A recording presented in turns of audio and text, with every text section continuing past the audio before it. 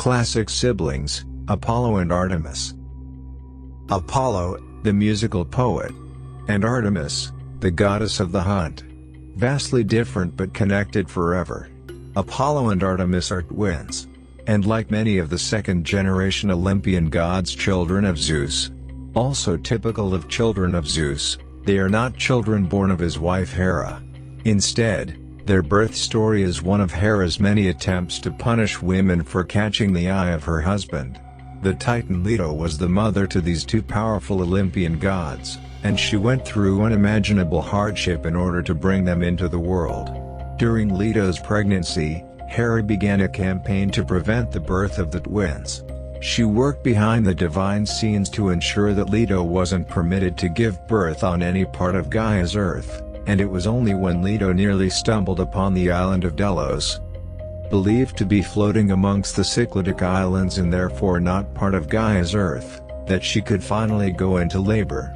Artemis was born first, just in time for her to then help her mother through the birth of her twin brother.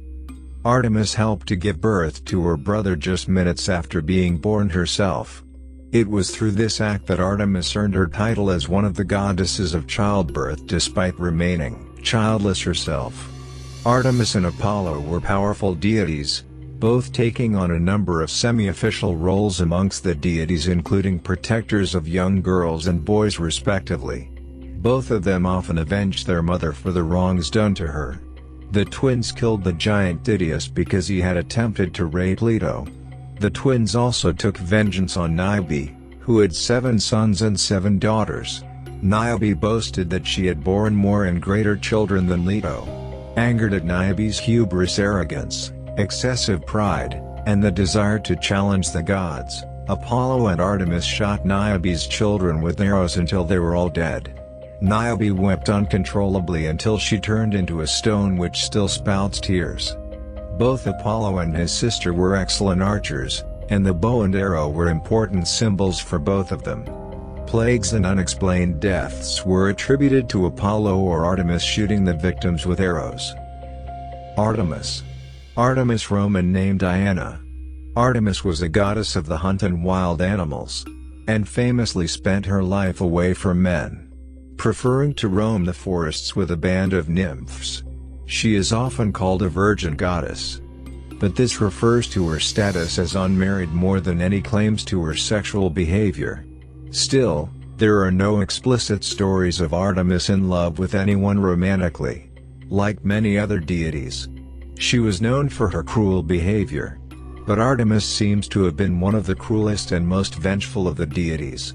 In some cases, she would become angry and punish human beings even if they had done nothing wrong. Artemis was a virgin goddess, and she was accompanied by nymphs, who also were expected to remain virgins. If any of these nymphs slipped up and lost their virginity, Artemis treated them very harshly. One such attendant was Callisto, whom Zeus raped. Afterwards, Artemis changed Callisto into a bear for breaking her vow of chastity. In another example, the hunter Actaeon was out hunting, and accidentally stumbled upon the goddess bathing. She turned Actaeon into a deer and allowed him to be torn apart by his own hunting dogs. When Agamemnon, the Mycenaean king, angered her, Artemis demanded that he sacrifice his daughter Iphigenia to her before he was able to sail for Troy. Despite the fact that Agamemnon did as she commanded, Artemis' sympathies in the Trojan War were always with the Trojans. In some versions of the myth of Orion, his death too was caused by Artemis' anger. He either challenged her, tried to rape her or one of her attendants, or he had an affair with Eos, the goddess of dawn. In any case, Artemis shot him. But after his death he was placed in the sky to become the constellation Orion. Artemis seems to have originally been a goddess of wild beasts from the Near East. She was similar to the goddess Potnia Theron, lady of wild animals, with whom she later became identified. She also has strong connections to the Gorgon Medusa. Many of the important figures among her retinue of nymphs are believed to be local goddesses, who were similar in function to Artemis. Apollo. On the other hand, Apollo loved many people. He was the god of a whole host of things, including music, poetry, prophecy, healing and plague. He was often considered the father of other deities associated with these things, like the 9 Muses, Orpheus, and Asclepius, god of medicine. It was Apollo whose oracle spoke at Delphi. And Apollo who cursed the famous Trojan princess Cassandra with the so-called gift of prophecy. In spite of his active love life, none of his partners stuck.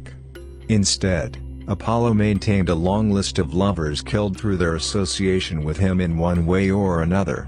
The siblings couldn't be more different, and yet remained devoted to one another, regularly defending each other from attack or slander.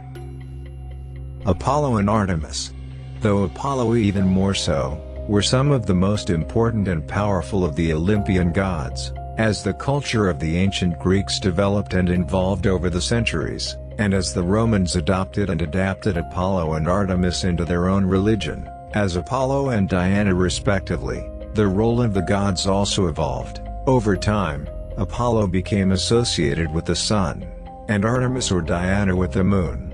Eventually, the twins usurped the older deities who once held those roles, Helios and Selene, the literal sun and moon.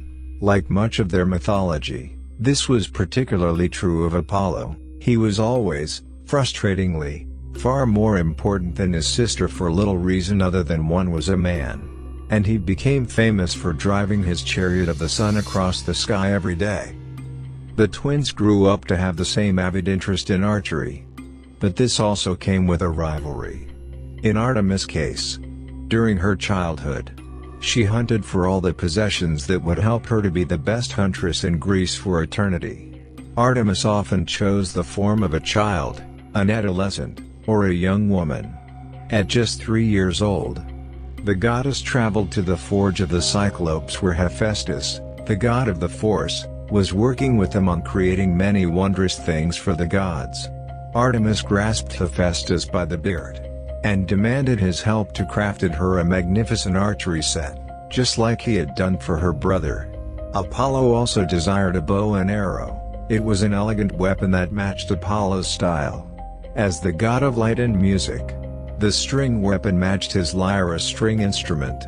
Apollo also thought that the bow and arrow would be the best weapon against the monstrous Python. When born, Apollo was immediately fed ambrosia and nectar, the food of the gods. This substance transformed Apollo from a newborn into an adolescent instantly. His sister continued to develop at the normal divine aging rate, which was still much faster than a human.